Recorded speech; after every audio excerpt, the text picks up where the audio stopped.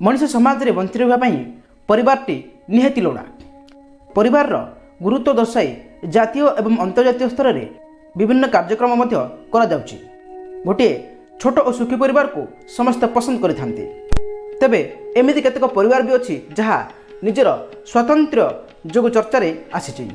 मिजोराम एवं यार ग्राम बक्तांग तलंगनुम विश्वर सबुठ बड़ परिवार चर्चित। गत वर्ष यार मुखिया जियोनाथ चाना 76 वर्ष बयस मृत्युवरण कर मोट 38 पत्नी एवं 89 जन संतान अच्छा।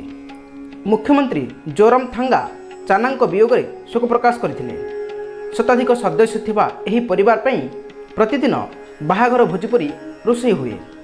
प्रतिदिन 130 किलो परिबा, 45 किलो चाउल, 30 रु 40 टी कुकुड़ा, 25 किलो डाली एवं प्राय 20 किलो फल और 50 पाखापाखि अंडा दरकार होता है।